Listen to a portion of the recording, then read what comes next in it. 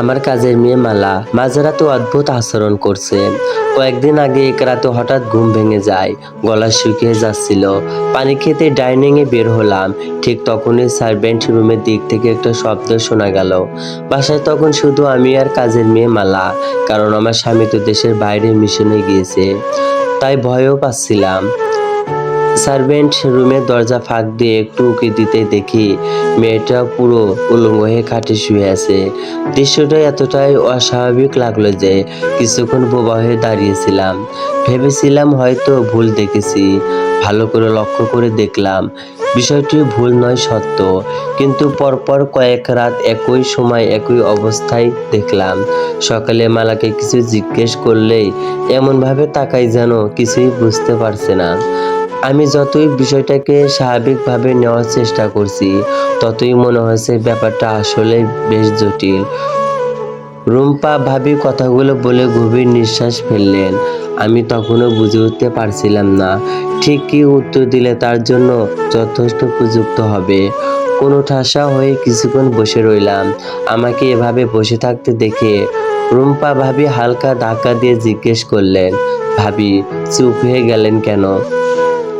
কোনো সমস্যা আছে কি? এরকম একটি বিষয় আপনাকে বলা উচিত হলো কিনা বুঝতে পারছি না। তবে মালার আচরণ আমার স্বাভাবিক লাগছে না। মাঝে মাঝে তার চাহনি আমার কাছে অদ্ভুত মনে হয়। মনে হয় যেন কোনো মানুষ নয়, বরং ভয়ঙ্কর কোনো আত্মার সাথেই বাস করছি। যদিও এর পেছনে আরও একটি কারণ আছে। রুম্পা ভাবির কথায় কপাল কুঁচকে আমি জিজ্ঞেস করলাম, আর কি কারণ? ভয়ে ভেসে ওঠা গলায় ভাবি উত্তর দিলেন, কারণ মালাকে আমার স্বামীর বাসায় এনেছিলেন মিশনে যাওয়ার 7 দিন আগে। চট্টগ্রাম হাওড়ে রাস্তায় রাত 1টার দিকে মেয়েটা বসে কাঁদছিল। সাহেব জিজ্ঞেস করলেন কি হয়েছে। সে জানালো এক দুর্ঘটনায় তার পরিবারের সবাই মারা গিয়েছে।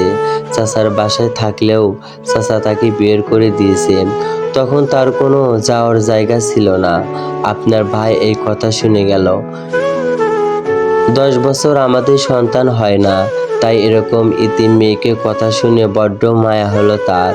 সাহেব এরপর মালাকে থানায় জিডি করিয়ে বাসায় নিয়ে আসেন।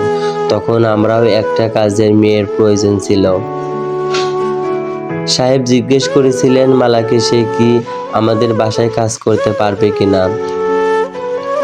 সে জানালো পারবে, এবং সেই থেকে সে আমাদের বাসায় কাজ করছে। রুম্পা ভাবি হালকা কাঁপা গলায় বললেন, ভাবি ভাবুন তো, রাস্তার হাওরের পাশে পাওয়া 14 বছরের একটা মেয়ে, ব্যাপারটা কি স্বাভাবিক? হাওয়াইতে কত আত্মা ঘুরে বেড়ায়, মালা তো আত্মাও হতে পারে। আমার মনে হয় এখন তারাই ছায়া আমাদের সঙ্গে আছে। হয়তো আমি এতদিন বুঝতে পারিনি। আমি তো একটাও শুনেছি আত্মারা নাকি নির্দিষ্ট একটা সময় পর কারো শরীরে পুরোপুরি বিস্তার করতে পারে। হয়তো মায়ের শরীরটা আত্মার পুরোপুরি বিস্তার করে নিচ্ছে ধীরে ধীরে। রুম্পা ভাবির কথা শুনে আমি মনে মনে হাসি ধরে রাখলাম এবং বললাম, ভাবি এটা আপনার কল্পনা বা মনের ভুল হতে পারে। হয়তো ভাইয়া বাসায় নেই বলে কিছুটা উদ্বেগ বা ডিসক্রিপশনে এমন চিন্তা করছে। মনোবিজ্ঞানীরা এটাকে একটি মানসিক অবস্থার সঙ্গে তুলনা করে, তাহলে সিঙ্গোফ্রেনিয়া। আপনি নিজেকে সময় দিন, সব স্বাভাবিক হয়ে যাবে। কিন্তু রূপা ভাবি আমার কথাই মানতে নারাজ। তিনি বেশ আত্মবিশ্বাসী হয়ে বললেন, আপনার বিশ্বাস না হলে আজ সন্ধ্যার পর আমার বাসায় আসুন। মালাকে একটু ভালো করে দেখলেই বুঝবেন তার মধ্যে অবশ্যই কিছু একটা সমস্যা আছে। আমি তার কথার প্রতি সম্মান দেখিয়ে উত্তর দিলাম, আচ্ছা ঠিক আছে, সন্ধ্যার পর আসবো, তবে দেখে নেব। আপনি রিল্যাক্সে হন ভাবি। ভাবির কথাটা শেষ করে চলে গেলেন। আমি বিকালে নাস্তা শেষ করে টুকটাক কাজগুলো সেরে নিলাম। মাগরিবের আজানের পর নামাজ পড়ে রুম্পার ভাবির বাসায় পৌঁছালাম। ভাবির পাশে ফ্ল্যাটে এসে প্রায় 6 মাস হলো। এর মধ্যে বেশিরভাগ সময়ই তিনি আমার সাথে বাসায় এসেছেন। আজ প্রথমবার তার বাসায় যাচ্ছি। বাসায় ঢুকতেই সুগন্ধির মনোরম গন্ধ আমাকে মুগ্ধ করলো। পুরো বাসায় এমনভাবে সাজানো যা যে কারণে চোখ ধাপিয়ে তুলবে। ভাবি আমাকে দেখে সরাসরি তার বেডরুমে নিয়ে গেলেন। তারপর হালকা গলায় বললেন, ভাবি, বেডরুম থেকে ওর কাজ আড়ালে দেখতে পারবেন, তাই আপনাকে এখানে আনলাম সরাসরি। চোখের সামনে সে খুব স্বাভাবিক থাকে, কিন্তু আড়াল হলেই অস্বাভাবিকতা শুরু করে। আপনি এখানেই বসুন, আমি একে বলছি চা নিয়ে আসতে। এরপর ভাবি মালাকে চা বানাতে বললেন। মালাকে প্রথম চা বানানোর কাজে পুরো স্বাভাবিক লাগছিল। বেডরুম থেকে কিচেনটি দেখা যাচ্ছিল, তাই আমি সবটা খেয়াল করতে পারছিলাম। প্রথম 5 মিনিট পর্যন্ত সে নিয়মমাফিক কাজ করলো, কিন্তু তারপরে তার অস্বাভাবিক আচরণ শুরু হলো। বারবার সে পিঠের দিক থেকে কিছু সরাচ্ছিল, বিড়বিড় করে কারোর সঙ্গে কথা বলছিল, নিজের চুল নিজেই ধরে টানছিল। বিষয়গুলো দেখতে আমার মনেও ভয় ঢুকতে লাগলো। রুম্পা ভাবির দিকে তাকিয়ে আমি বললাম, ভাবি, আমার কাছে ওই বিষয়টা স্বাভাবিক লাগছে না। মালা কি সবসময় এমনই করে? রুম্পা ভাবি ভয় জমা গলায় উত্তর দিলেন, হ্যাঁ, কয়েক সপ্তাহ ধরে এমন আচরণ করছে। আমি তার হাতটা ধরে বললাম, আপনি সাবধানে থাকবেন, বিষয়টা সত্যি ভয় পাবার মতো। ঠিক সেই মুহূর্তেই মালা চা বানিয়ে রুমে ঢুকলো। আমাদের হাতে চায়ের কাপ ধরিয়ে সে বেরিয়ে যেতে লাগলো। ঠিক তখনই আমার চোখ পড়লো মালার ঘাড়ের তারকার আকৃতির একটু অদ্ভুত নকশা। দেখতে ট্যাটুর মতো, কিন্তু আবার ঠিক ট্যাটুও নয়। এক মুহূর্তেই বুঝে গেলাম মালা এই জগতে সাধারণ মানুষ নয়, সে যেন 2 ভবনের সীমানায় দাঁড়িয়ে থাকা এক সত্তা। মালা রুম থেকে বের হয়ে যেতেই আমি ভাবির দিকে তাকিয়ে ধীরে বললাম, ভাবি, মালা 2 জগতের মাঝখানে আটকে থাকা এক সত্তা। কায়নাত নামের এক আত্মার জগতে আছে, যারা মূলত শয়তানের পূজারী, যেখানে আত্মার একটি বিশেষ টার্গেট নিয়ে কাজ করে। বহু বছর সেসব দম্পতির বাচ্চা হয় না, তাদেরকেই তারা লক্ষ্যবস্ত্র করে, কারণ তারা চায় তাদের প্রজন্ম যেন পৃথিবীতে জন্ম নিতে পারে, আর সে প্রজন্ম জন্ম নেওয়াতেই মানুষের দেহ লাগবে। এই জন্য তারা বিশেষ এক পদ্ধতি ব্যবহার করে। তাদের শরীরে মানুষের জিন প্রবেশ করিয়ে পৃথিবীতে পাঠায়, যা এক অর্ধেক মানুষ, অর্ধেক কানায়াত সত্তা। মানুষের জিন প্রবেশ করানো হয় এজন্য, যাতে করে পৃথিবীতে টিকে থাকতে পারে, মানুষদের সাথে মিশে যেতে পারে। তাদের উদ্দেশ্য একটাই, প্রজন্ম বিস্তার, কিন্তু নিজেরা সরাসরি পৃথিবীতে থাকতে পারে না বলে মানুষের শরীরে তাদের পথ। কারণ গর্ভে যদি তারা তাদের জিন ঢুকিয়ে দিতে পারে, তবেই ধীরে ধীরে তারা পৃথিবীতে জায়গা করে নিতে পারবে। হয়তো মালা এসেছে সেই উদ্দেশ্যই। ভাবি, ভয় পাবেন না, বাচ্চা হওয়ার আগ পর্যন্ত মালা আপনাকে কোনো ক্ষতি করবে না। আমি এখন যাচ্ছি, এটা নিয়ে আরো গবেষণা করে কাল আপনাকে বিস্তারিত জানাবো। কথাগুলো বলেই আমি ভাবির বাসায় থেকে বেরিয়ে এলাম। বাড়িতে ফিরে পুরনো সব বই খাতাগুলো একে একে বের করতে লাগলাম। এক সময় আত্মা, প্রত্যারা আর আশ্রির জগৎ নিয়ে আমি গভীরভাবে গবেষণা করতাম। বহুবার আমি নিজের চারপাশে অদৃশ্য উপস্থিতি অনুভবও করেছি। সেই সময়ে প্রথম জানতে পারি কায়নাত সম্পর্কে।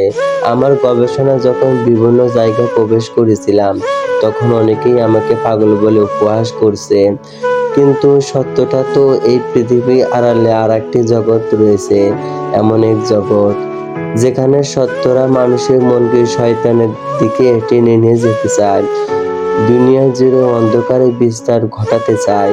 সেই গুপ্ত জগতের নাম কানায়াত, আর সেই জগতের আত্মাদের বলা হয় কানায়াত। বইগুলো উল্টাতে উল্টাতে যেন আমি পুরনো ভয় আর অজানার সংখ্যা ফিরে পাচ্ছিলাম। ঠিক তখনই অনুভব করলাম কেউ একজন আমার পেছনে দাঁড়িয়ে আছে। ধীরে ধীরে ঘুরে তাকাতেই দেখি আমার স্বামী রবিন। বিস্মিত চোখে সে জিজ্ঞেস করলো, এত উত্তেজিত হয়ে কি করছো? আমি হকচকিয়ে বললাম, না কিছু না। কিন্তু ঠিক সেই মুহূর্তেই গা গুলিয়ে উঠলো, বমি চেপে ধরলো। দৌড়ে ওয়াশরুমে গিয়ে বমি করলাম।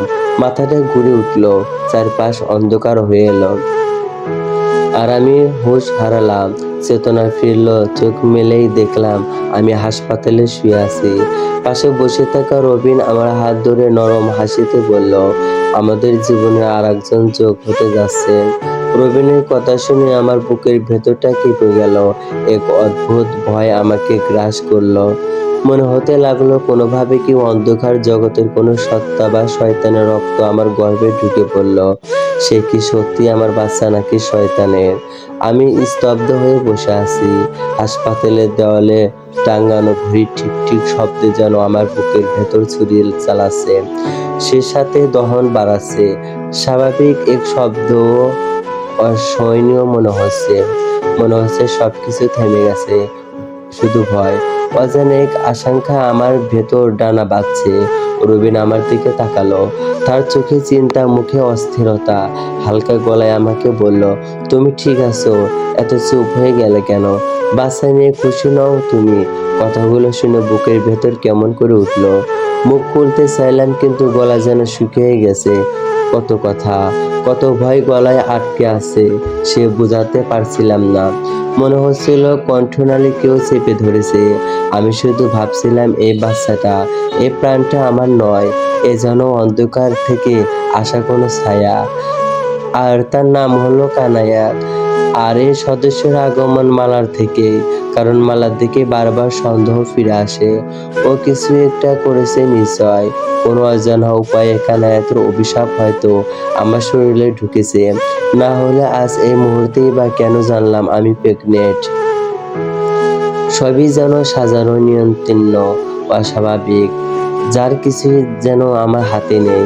অনেকক্ষণ এসব ভেবে আমি অবশেষে কাপা গলায় বললাম, রবিন, আমি বাচ্চাটাকে রাখবো না। আমার এখন মা হওয়ার কোনো প্রস্তুতি নেই। আমি অ্যাবর্শন করাতে চাই। তুমি দয়া করে তাড়াতাড়ি ব্যবস্থা করো।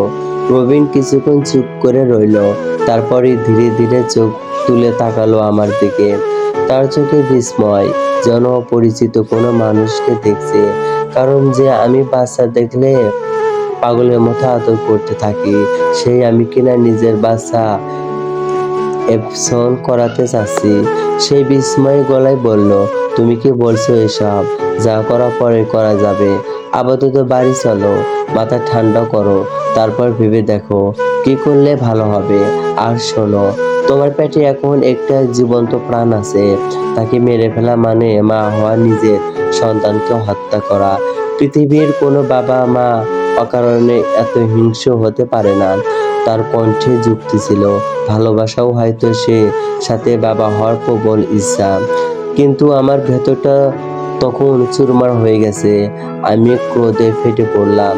রাগান্বিত সুরে উত্তর দিলাম, অকারণে নয় রবিন, আমার কারণ আছে। কারণটা হলো আমার পেটে তোমার সন্তান নেই, শয়তানের সন্তান আছে। আমি এই বাচ্চা রাখবো না, কোনোভাবেই না। শয়তানের বাচ্চা মা হতে আমি চাই না। আমার পেটে কানায়াত সদস্য, তারা মানুষের মধ্যে পৃথিবীতে এসে পৃথিবীর রাজত্ব করতে চাচ্ছে। কথাগুলো শেষ করে চুপ হয়ে গেলাম। কেবিনে হঠাৎ একটা নীরবতা নেমে এলো। জানালা ফাঁক দিয়ে হালকা বাতাস ঢুকে পর্দা দুলিয়ে দিল। তাতে মনে হলো সত্যিই যেন কোনো অশুভ ছায়া নড়ে উঠল। হাসপাতালে কেবিনটাতেও ভূতুড়ে বাড়ি মনে হচ্ছিল। মানসিকভাবে আমি বিপর্যস্ত হতে লাগলাম। এমন সময় রবিন আমার দুই বাহু শক্ত করে ধরে বলল, বিপাশা, শান্ত হও। তুমি প্রেগনেন্সির প্রি-টার্ম ডিপ্রেশনে ভুগছো। সময় হলে সব ঠিক হয়ে যাবে। চলো বাসায় চলো, নিজেকে সামনে নাও। এটা আমাদেরই বাসা। গত মাসে আমরা তো প্ল্যানিং করেছিলাম, এত তাড়াতাড়ি ভুলে গেলে? বাসায় গেলে সব স্বাভাবিক হয়ে যাবে। রবিনের মুখের দিকে তাকিয়ে আমি আর কোনো কথা বলতে পারলাম না, কারণ এখন কিছুই বললেই সে তার আমার রেগে লক্ষণ ভেবে উড়িয়ে দেবে, আমার কথা আমলে নেবে না। কিন্তু আমি জানি বিষয়টা সম্পর্কে তাকে বোঝাতে হলেও আমাকে প্রমাণ সহ সামনে দাঁড়াতে হবে। তাই আপাতত তার কথায় রাজি হয়ে বাসায় ফিরে এলাম। সারাদিন আর সারা রাত কাটলো দুশ্চিন্তায় ডুবে। শরীরেও যেন অসহনীয় যন্ত্রণা জমে উঠছিল।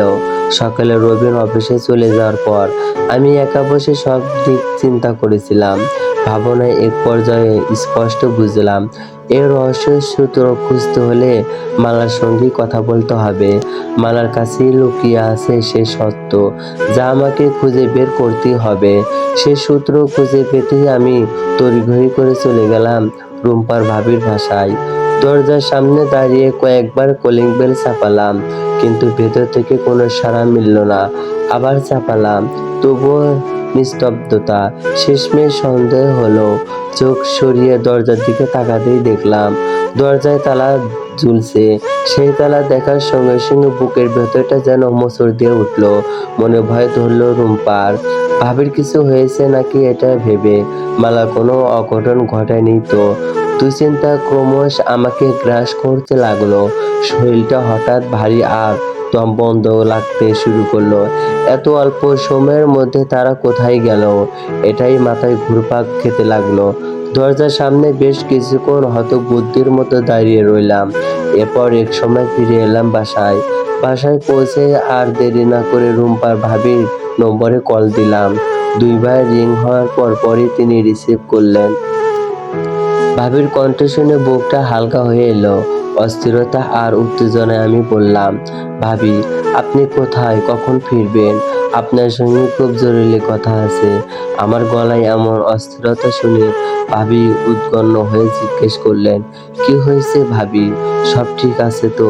আমি তড়িঘড়ি করে বললাম, হ্যাঁ ঠিক আছে, মানে মালার ব্যাপারে কথা বলতে চাচ্ছিলাম।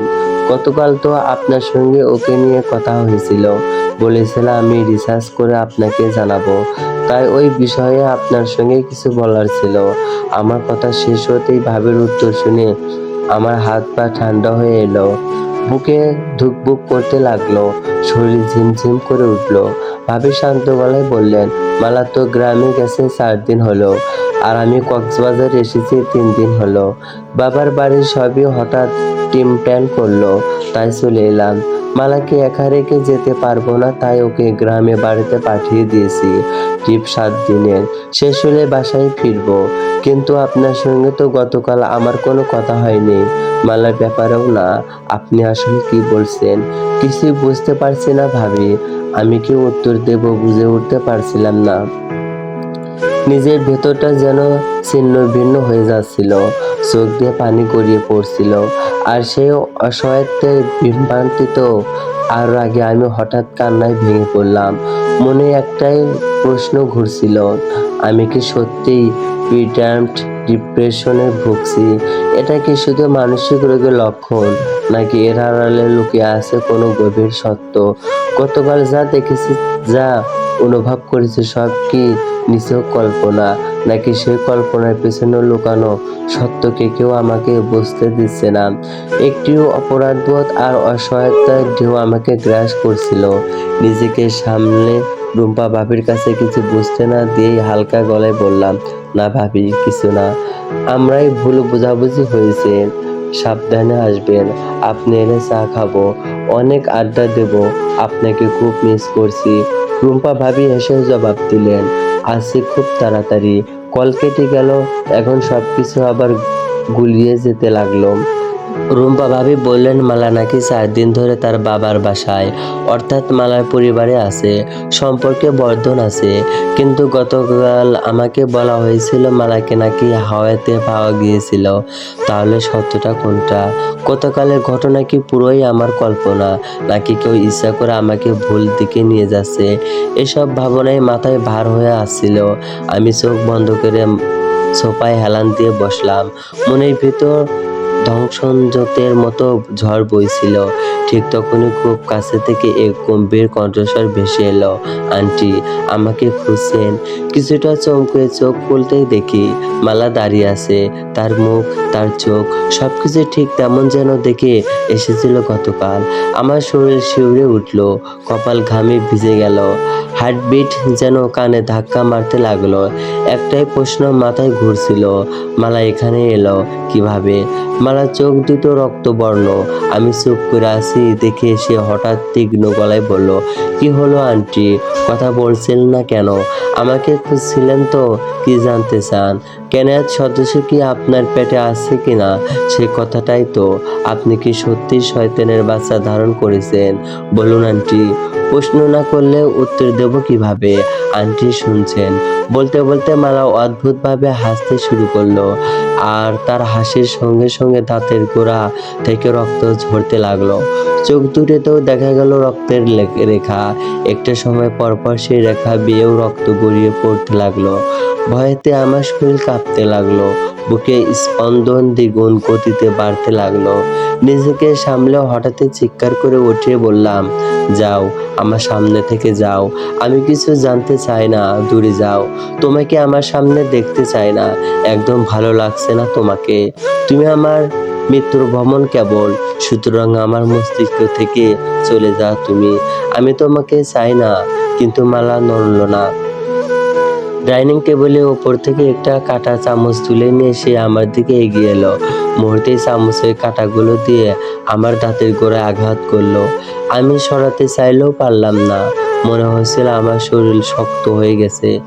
দাঁতগুলো কিরমির করতে লাগলো ব্যথায়। কিছুক্ষণ দাঁত খুঁটে হঠাৎ থেমে গেল মালা। তারপর ছুরি হাতে নিয়ে আবার হাত কেটে কয়েকটা দাগ টানলো। শেষে এক খণ্ড রক্তাক্ত জায়গায় ক অক্ষর লিখে দিল, আর হাসতে হাসতে বলল, ক মানে কানায়াত। কথাটা বলে আবারও অনাবিক হাসি এসে হাওয়া হয়ে গেল বাতাসে। মনে হলো তার অস্তিত্ব এখানেই নেই। এতক্ষণ যা ঘটেছে সব হয়তো আমার দুঃস্বপ্ন বা মতিভ্রম। আমি নিস্তব্ধ হয়ে পড়ে রইলাম। তা তো হাত দুদিক থেকে রক্ত ঝরছে, মাথা ঝিমঝিম করছে, মনে হচ্ছে শিরোধারা দিয়ে ঠান্ডা স্রোতে নেমে যাচ্ছে। আমি কাপা হাতে ফোন তুলে রবিনকে কল করলাম। সে উঠালো না। প্রায় 10 বার কল দেওয়ার পর অবশেষে কলটা ধরলো। কলটা ধরে হালকা বিরক্ত নিয়ে বলল, বিপাশা, আমি মিটিংয়ে ছিলাম। এতবার কল দিচ্ছিলে কেন? কি হয়েছে? আমি ক্ষীণ গলায় বললাম, রবিন, আমাকে বাঁচাও। এরপর আর কিছু বলতে পারলাম না। জ্ঞান থাকলেও শরীর নড়ছিল না। মেঝেতে চিত হয়ে পড়ে যাচ্ছি। চারপাশে রক্ত জমে যাচ্ছে। নিঃশ্বাস নিতে ভীষণ কষ্ট হচ্ছে। মনে হচ্ছিল কেউ আমাকে বশ করেছে, তার মতো করে আমাকে চালাচ্ছে। সে চাচ্ছে না আমি নিঃশ্বাস নেই, তাও সে নিঃশ্বাস আটকে দিচ্ছে। আমি ছটফট করতে করতে এসবই ভাবতে লাগলাম। প্রায় 1.5 ঘন্টা পর দরজা খুলে রবিন ঢুকলো। আমাকে ওই অবস্থায় দেখে ছুটে এসে চিৎকার করে উঠল, বিপাশা, কে এমন করেছে তোমার সাথে? তোমার হাতে ছুরি কেন? কি করছো তুমি? তার কথা শুনে আমি হাতের দিকে তাকালাম। সত্যিই আমার হাতে একটা ছুরি, কিন্তু আমি তো এটা ধরিনি। কি করে হাতে আসলো সেটাও জানি না। সব মিলিয়ে আমি এতটাই অসাড় যে কথা বলার শক্তিও নেই। মুখ দিয়ে একটা শব্দ বের হলো না আমার। রবিন কাপা গলায় বলল, তুমি কি নিজেকে আঘাত করতে চেয়েছিলে? কেন? আমি এখন কি করব? কোনো প্রাইভেট হাসপাতালে তো এমন রোগী নেবে না। হায় আল্লাহ, কেন বিপাশা এমন করলো? নিজের ক্ষতি করে কি শান্তি পেল? সে পাগলের মতো ছুটি করতে লাগলো। শেষে তড়িঘড়ি করে অ্যাম্বুলেন্স ডাকলো। কিছুক্ষণ পর অ্যাম্বুলেন্স এলো। আমার গাইনি ডাক্তারের সঙ্গে কথা বলে বিশেষ অনুরোধ করে তার ক্লিনিকেই আমাকে ভর্তি করানো হলো। রক্ত দেওয়া হলো। একদিন কাটার পর আমি ধীরে ধীরে শক্তি ফিরে পেলাম। কথা বলার শক্তি এলো। স্বাভাবিকভাবে একটা দীর্ঘ নিঃশ্বাস নিলাম। রবিন পাশে বসে আছে। আমি ধীরে ডাকলাম, তারপর হালকা গলায় বললাম, রবিন, আমি বাসায় যেতে চাই। এখানে ভালো লাগছে না। আর তুমি আমাকে বিশ্বাস করো, এই বাচ্চাটাও অস্বাভাবিক নয়। আমাদের এখনই কিছু করতে হবে, না হয় বাচ্চাটাই আমাদের মেরে ফেলবে। এটা একটা রাক্ষসের সত্তা। কানায়াত জগতের শয়তান আমার পেটের ভেতর জায়গা নিয়েছে। রবিন, তুমি কিছু করো। এ বাচ্চার কারণেই কানায়াত সদস্য আমাকে আঘাত করেছে। ওরা আমাকে মেরে ফেলতে চেয়েছিল। তুমি কিছু না করলেও আমরা কেউ বাঁচব না। রবিন আমরা হাত শক্ত করে ধরে খুব শান্ত স্বরে বলল, বিপাশা, দয়া করো শান্ত হও। তুমি নিজেকে আঘাত করছিলে, নিজের দাঁতে কাটা চামচ দিয়ে আঘাত করেছো। ডাক্তার সজীব না থাকলেও তোমার মারি ঠিক হতো না। তুমি কথা পর্যন্ত বলতে পারতে না, আর হাতটাও তুমি নিজেই ছুরি দিয়ে কেটেছো। তুমি সুইসাইডাল হয়ে গিয়েছিলে। এটা মানসিক রোগ বিপাশা। অনেক রাগী গর্ভ অবস্থান শুরুতে এমন হ্যালুসিনেশন বা চিন্তায় ভোগে। তুমি প্রিটেন্ড ডিপ্রেশনে ভুগতেছো। ধীরে ধীরে সব ঠিক হয়ে যাবে। তুমি শুধু চেষ্টা করো এই অবস্থা থেকে বের হয়ে আসতে। আমি বুঝে গেলাম রবিন আমার কথা কোনোভাবেই বিশ্বাস করবে না।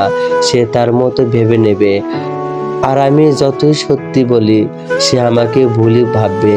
তাই আর কিছু বললাম না, শুধু একটা গভীর দম নিলাম। টানা 7 দিন হাসপাতালে থাকার পর আমাকে বাসায় আনা হলো। বাসায় আসার পরই রুম্পা ভাবি আমাকে দেখতে এলেন। আমার পাশে বসে হাতটা ধরে নরম গলায় বললেন, ভাবি, ভাইয়ের কাছ থেকে সব শুনেছি। আমারও মনে হয় আপনি অতিরিক্ত চিন্তায় ভুগছেন। প্রিটার্ম ডিপ্রেশন খুব খারাপ জিনিস। আমাকে নিজেকে জোর করে হলেও বের হতে হবে এ অবস্থা থেকে। আর সন্তান তো সন্তানই, সে যেভাবেই আসুক, কোনো সন্তানই অপবিত্র হয় না। এক একটা শিশুই আলোর পথে প্রবৃত্ত, আলোর মতো প্রবৃত্ত। সে যদি শয়তানও হয় তবুও আপনার ভালোবাসার বাইরে যেতে পারবে না। তিনি একটু থামলেন, তারপর বললেন, আর মালার ব্যাপারে একটা কথা পরিষ্কার করে দেওয়া দরকার মনে হলো। মালা তো আমাদের বাসায় মেয়ের মতোই থাকে। আমরা তাকে আপনজনই মনে করি। যা শুনলাম মনে হলো সবই আপনার কল্পনার অংশ, কারণ এমন কোনো ঘটনার কথা আমাদের কারোর সঙ্গে মিলছে না। আশা করি এবার থেকে এসব দুশ্চিন্তা মাথা থেকে ঝেড়ে ফেলবেন। আমরা সবই বাবুর জন্য অপেক্ষা করছি। বাবুকে সুস্থ রাখতে হলে আপনাকেও সুস্থ থাকতে হবে ভাবি। রুম্পা ভাবির হাতের উষ্ণতা সেদিন আমার বুকের ভেতর অদ্ভুত একটা অনুভূতি তৈরি করে দিল। সত্যি সত্যি কি সবই আমার কল্পনা, নাকি আমি ছাড়া আর কেউ দেখতে পায় না সেই অন্ধকার সত্তাকে? কয়েকটা দিন স্বাভাবিকভাবেই কাটছিল, কিন্তু বাসায় একা থাকতে আর ভালো লাগছিল না। তাই রুম্পা ভাবির বাসায় গেলাম। দরজায় পেরোতেই আগের মতোই সেই পরিচিত গন্ধ নাকে এসে লাগলো, যা আমাকে অদ্ভুতভাবে মাতালো করে দেয়। কিন্তু আশ্চর্যের ব্যাপার হলো, রুম্পা ভাবি তো কক্সবাজারে গিয়েছিল। সে হিসেবে আজই আমার প্রথম বাসায় ঢোকার কথা, অথচ আমি ভেতরে পা রাখতেই ঠিক সেই একই দৃশ্য চোখে দেখলাম, যা কয়েকদিন আগেও দেখেছিলাম। যে দৃশ্যটিকে সবাই আমার কল্পনা বলে উড়িয়ে দিচ্ছিল। ঘরে ঢুকেই মালার সাথে মুখোমুখি হলাম। সে আমাকে সালাম দিয়ে সরে গেল। আমার চোখ তখন মালার দিকে, তার ঘাড়ের ঠিক নিচে তারকার মতো সেই দাগটা আজও স্পষ্ট। কাউকে আর কিছু না বলে আমি এবার নিজের মতো করে সবকিছু পর্যবেক্ষণ করতে শুরু করলাম। ভাবতে লাগলাম, এগুলো কি সত্যি আমার কল্পনা নাকি বাস্তব? পর্যবেক্ষণের শেষ মাথায় গিয়ে আমি বুঝতে পারলাম, মালার মতো রুম্পা ভাবিও এই পৃথিবীতে মানুষ নয়। আর এখান থেকেই কানায়াতের ভয়ঙ্কর রূপ আমার সামনে আসলো। রুম্পা ভাবি বাসায় ঢুকতে প্রথমেই আমাকে দেখে থমকে দাঁড়ালো, চোখ দুটো কিচকিচ করে উঠল। তারপর ঠোঁটের কোণে এক টুকরো মেলয়ম হাসি ফুটে উঠল। কেমন আছেন ভাবি? শরীর কেমন? সমস্যাগুলো কি কমেছে? তার কণ্ঠে একটা আন্তরিকতা ছিল, যেন সত্যি চিন্তা করে জিজ্ঞেস করছে। আমি হাসি দিয়ে বললাম, এখন অনেকটাই ভালো। আসলে বাসায় একা একা থাকতে থাকতে মনটাই এতই খারাপ হয়ে গিয়েছিল, ভাবলাম একটু আপনার কাছে এসে আড্ডা দেই, হয়তো মনটাও একটু হালকা হবে। ফ্রি আছেন তো? রুম্পা ভাবি আমার হাত দুটো আলতো করে টেনে ধরে সোফায় বসালো। তার সম্পর্কে অদ্ভুত এক উষ্ণতা ছিল। মনে হয়েছিল এই স্পর্শটা আমার খুব চেনা। আমি সবসময় ফ্রি, সারাদিন এত নিঃসঙ্গ লাগে। এখন আপনাকে দেখে যেন নিঃসঙ্গতা কেটে গেল।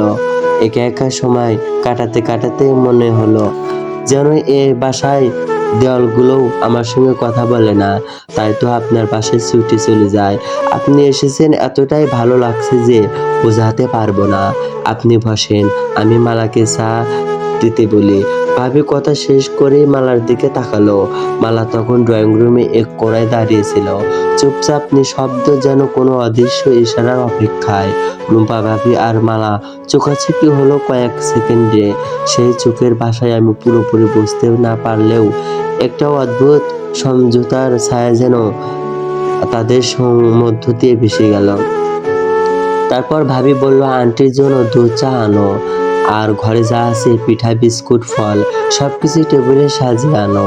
নতুন অতিথি আছে, এ সময় ভালো কিছু খেতে হবে।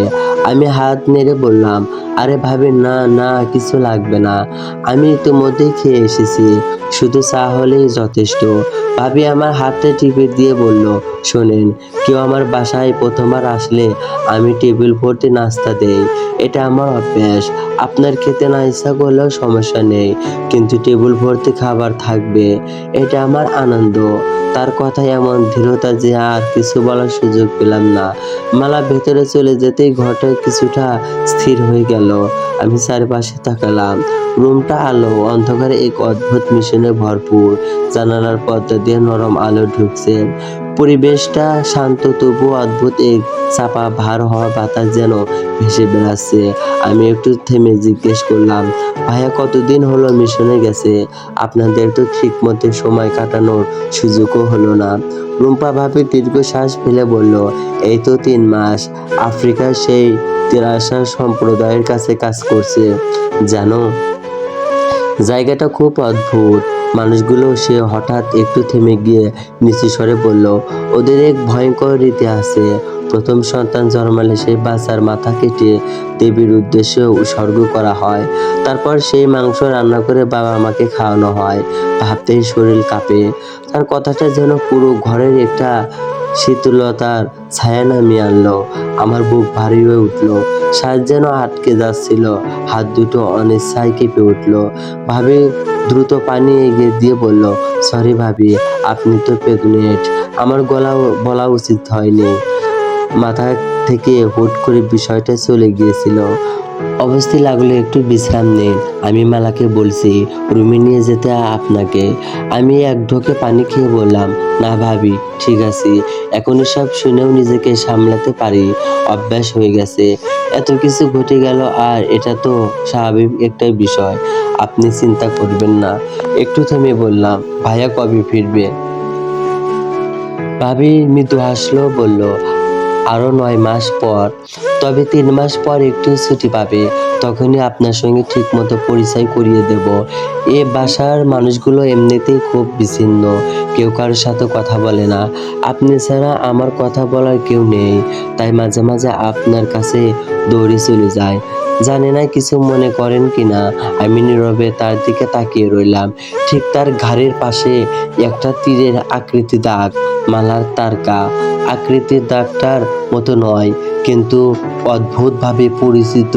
আমি এ দাগের সাথে রিসার্চের সময় পড়েছিলাম, এ দাগ থাকা মানুষরা সাধারণ মানুষ হলেও তাদের ভেতরে কায়নাত জগতের বিশেষ সত্তা ঢুকে দেওয়া হয়। তারা পৃথিবীর হলেও পুরোপুরি মানুষের মতো থাকে না। তারা হয়ে যায় দুই সত্তার মিশনে নতুন সত্তা। পৃথিবীতে তাদের রাখা হয় বিস্তারের জন্য। পৃথিবীটাকে দখলে নেওয়ার আগ পর্যন্ত তারা ছায়ার মতো কাজ করে যায়, কারণ পৃথিবীটা দখল করতে পারলে তারা হয়ে যাবে সে জগতের বিশেষ কেউ। আমি দাগটার দিকে তাকিয়েছিলাম, সম্ভবত একটু বেশি।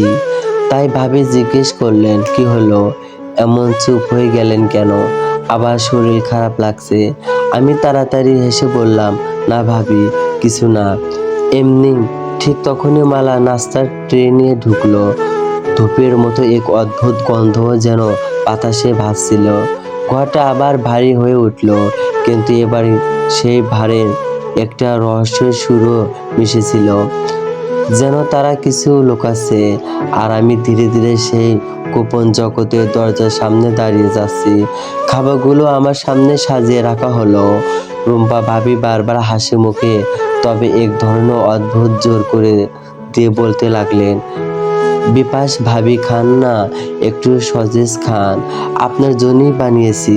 আমার মেয়েটা খুব ভালো সজেজ বানায়, দারুণ টেস্ট, একটু খেয়ে দেখুন। আমি সজেজটার দিকে তাকালাম, অদ্ভুত এক শিহরণ বয়ে গেল শরীর দিয়ে। মনে হলো সজেজটা যেন কোনো মানুষের কাটা আঙ্গুল, রং, আকার সবকিছুতেই যেন অস্বাভাবিক কিছু লুকিয়ে আছে। আমি কাপা গলায় বললাম, না ভাবি, আমি খাবো না, আমার একদম ভালো লাগছে না, আমি বাসায় যাই। রুম্পা ভাবি একটু হেসে বললেন, ঠিক আছে, খেতে হবে না, আপনি শুধু একটু চা খান। কথাটা শেষ হতেই হঠাৎ ফোন বেজে উঠল। তিনি সোফা থেকে উঠে বললেন, আমার কল এসেছে, মনে হয় আপনার ভাইয়া কল করেছে, আমি মোবাইলটি নিয়ে আসি, আপনি বসেন ভাবি।